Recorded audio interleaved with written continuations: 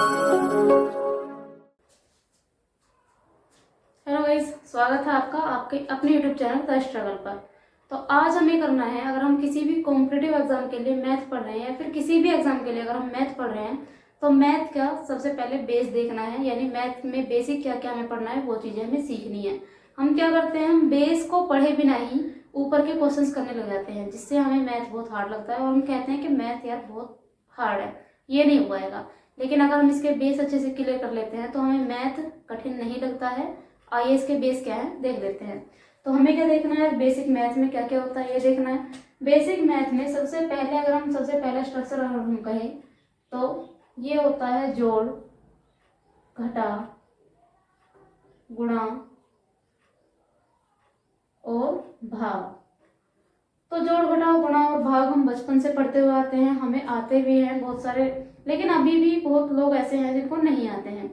Normally जोड़, घटाव, गुणा तक तो सब कर ही लेते हैं, भाग में अभी भी बहुत से लोगों को बहुत प्रॉब्लम है। अगला देखते हैं, अगला इसमें क्या हो सकता है, दूसरा हो सकता है इसमें एलसीएम और एचसीएफ। अब ये तो आपने बहुत जगह बहुत बार सुना होगा, एलसीएम और एचसीएफ। ये भी बहुत ज़्यादा जरूरी है। अगर हम मैथ पढ़ रहे हैं तो बेस में हमें एलसीएम और एचसीएफ को अच्छे से कवर कर लेना है, तभी हमें मैथ में आगे चलना है। तो एलसीएम और एचसीएफ हमें पता है, इसकी दो विधि होती है, पहली होती है गुणनखंड विधि और दूसरी होती है भाग विधि। पहली क्या होती है, गुणनखंड विधि, और इसमें दूसरी हमारे पास होती है भाग विधि। और एलसीएम और एचसीएफ को हम गुणनखंड विधि और भाग विधि से ना करके थिंक विदाउट इंक भी कर सकते हैं। मतलब हम दिमाग में ही सोच के भी इसे कर सकते हैं। वो कैसे, जब हम आपको इन सबको कवर कराएंगे तब बताएंगे। तो अब देख लेते हैं इसका तीसरा पैरामीटर क्या है। तीसरा हमें आना चाहिए वर्गमूल तथा घनमूल। ये आने हमें बहुत ज़्यादा जरूरी है। क्यों जरूरी है, जब हमें यही पता नहीं होगा कि घात किसे कहते हैं, आधार किसे कहते हैं, वर्ग निकाले कैसे जाते हैं, वर्गमूल कैसे निकाले जाते हैं, तो हम आगे मैथ नहीं पढ़ पाएंगे। तीसरा हो गया। चौथा हम कह सकते हैं हमें बहुत ही ज़्यादा ज़रूरी है, ये शायद मुझे लगता है सबसे ज़्यादा ज़रूरी हो सकता है, हमें भिन्न यानी फ्रैक्शन के सवाल आना बहुत ज़्यादा ज़रूरी है।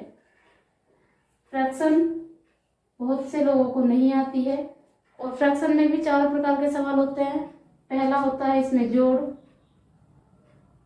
दूसरा होता है घटा, तीसरा होता है गुणा और चौथा होता है भाग।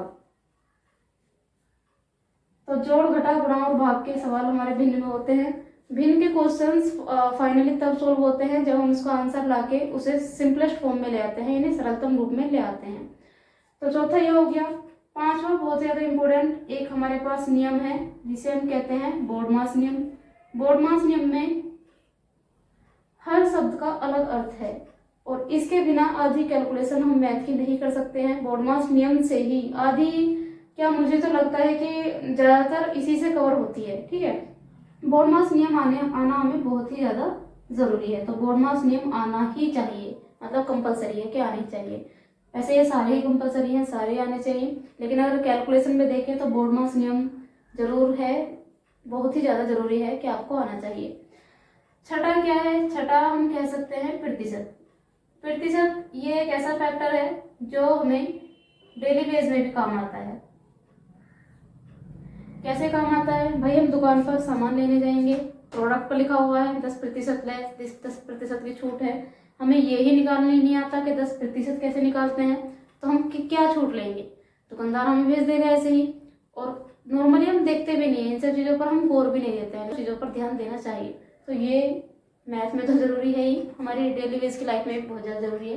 तो ये है बेसिक मैथ के कुछ थोड़े से स्तंभ। ये अगर हम बेसिक क्लियर नहीं करेंगे तो हम आगे के क्वेश्चंस भी अच्छे से नहीं कर पाएंगे, जिस कारण हमें मैथ हार्ड लगेगा। तो हम सबको ये कवर करने हैं, इसे हम ही कवर कराएंगे, आप कहीं और से भी कवर कर सकते हैं बिल्कुल। लेकिन अगर आपको वीडियो अच्छी लगी हो तो हमें बताइएगा कमेंट सेक्शन में, बाकी इन सबको हम अपनी नेक्स्ट वीडियो में कवर करेंगे। Thank you.